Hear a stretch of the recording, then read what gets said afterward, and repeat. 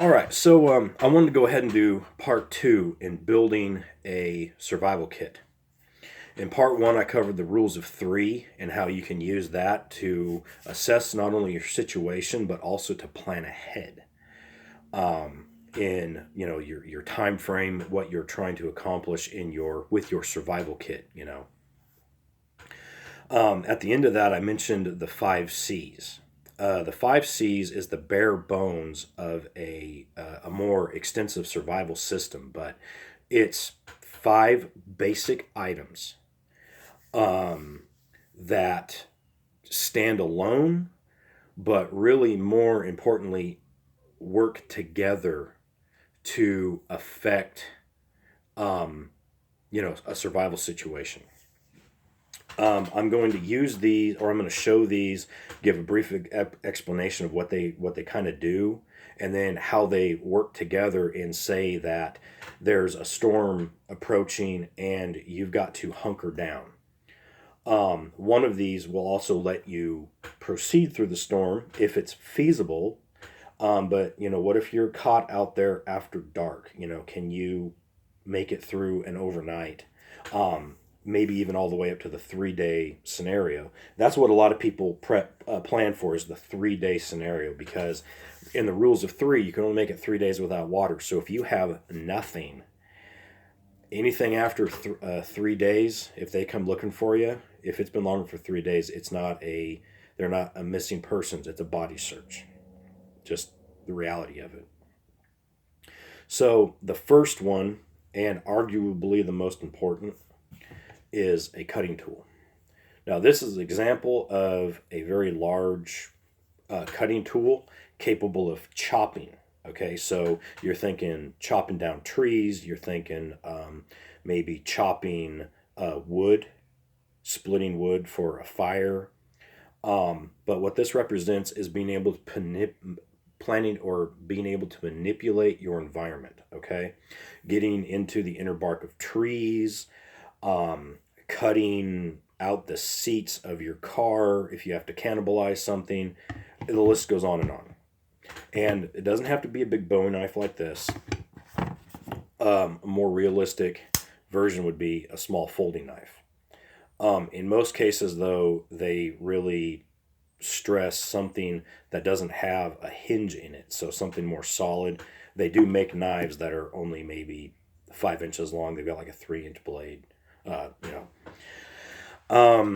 So that's what that does. That lets you build things or gather them raw materials to then start building things. The next is combustion. So a lighter by itself produces a flame. Blew it out, but it produces a flame. So that's light, that's heat, that's the means to create a fire, which can also be used to cook, boil water, keep yourself warm, let you have light into the darkness so that you can keep working on some other things. There's a Bic lighter, and then here's a Ferro Rod. So the Ferro Rod, for those who don't know, it's a mesh of material that, when scraped, produces a very hot spark. This is waterproof. This is a fat lighter, or the inner wood of a pine tree, that is very, very dense with the resin. If you scrape that, you get like a turpentine smell, and it actually has a flammable vapor like gasoline that spark can light. I can dunk this in a creek, take it, shake it, blow it off, and it will light. This will take some time to get working again. So this can still give you flame now. And that's where we get into, quite possibly, in my opinion, the most important is cover. This is a poncho. Now, you can also just have a tarp. You can have a 55-gallon drum liner. I have videos on what you can do with those. You can make a raincoat. You can make a tarp out of it. You can make a shelter. I cover those, but this is something, a poncho is something that you can wear. Okay, you've got that storm coming on the horizon. Do you have the the hour or better that you want to use this to chop down a bunch of trees and make an A-frame or a lean-to, or do you need to just have something that you can put on now because that storm is going to be hitting you in about 5 minutes. This also lets you weather that storm. So if you know that my car's just over there, just over the next thing, maybe a half mile away, you can throw this on and keep moving. So shelter, rain catch, lets you be mobile in the thing. It also will it surrounds you, so it traps body heat. Work surface, you're out in the woods, or you're in a yard or something like that with grass and sticks and leaves. You can lay this down and it gives you a nice clean work surface. Dry work surface. If it's been raining, you can lay this down and work on something little. Take your camera apart or your phone or whatever, change batteries out in something. It gives you a workspace. So this is shelter. Along with shelter would be cordage. This lets you, tie things. This lets you, build things, repair things, fish, whatever.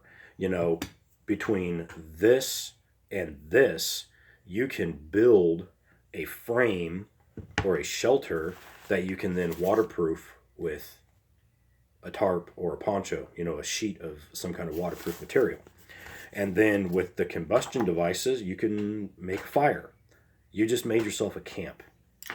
Okay, and with that, you can keep yourself warm and dry and safe, because the light of the fire, you can work, you can see, scare off the boogeyman, whatever. The last one is container, a metal container. These come in a variety. This just happens to be a stainless steel water bottle. One of my favorites is the GI canteen and nesting cup. So I've got a plastic bottle, but I still have a cup that I can boil water. 3 days without water. So this lets me carry it with me. It also lets me replenish my water supply. If I can find a clean water supply, I say clean by, not non-chemically contaminated, I can boil it. So you're talking, the storm, the cold weather. If you have shelter and fire, now I have a cooking container. I can heat water, and I can put warmth directly into my body.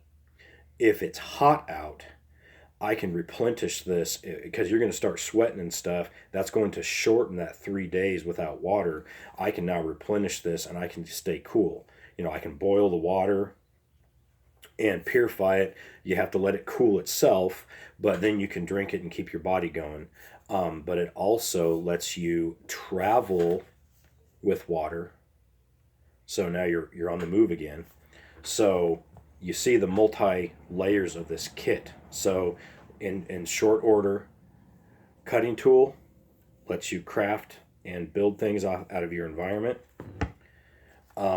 Combustion, fire has multiple purposes. Lighter by itself is a standalone, but it gives you light, warmth, the means to craft things if you know how to do that. Cover, if anything, I recommend a cover element.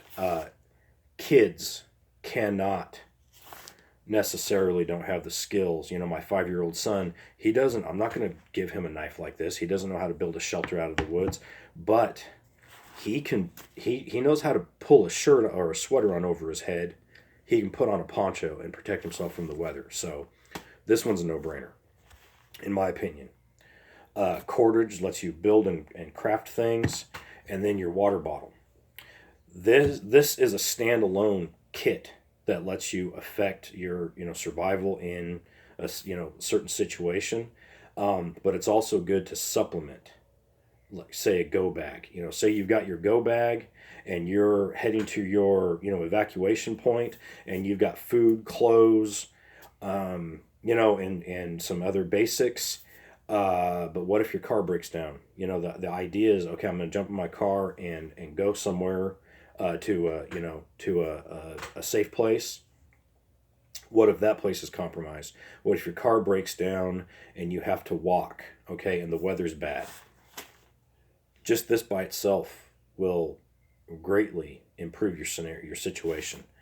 Having bottled water is great. What if you've gone beyond the 3 days? What if you get to your place that's supposed to be safe and it's compromised? Do you have the means to replenish that bottled water? It's cat. If you find yourself in a thing where you can't make it to your point of safety quickly, do you have the means to effect a shelter? Do you have, can you make a fire? Can you build, something? It's just something to think about. Something to as a starting point. These all fit in a fairly small space.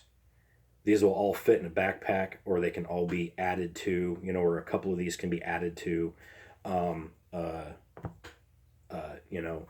another kit, or it can be a standalone, or it can be added to, like the 10C's, which covers cotton material, cargo tape, compass, things like that.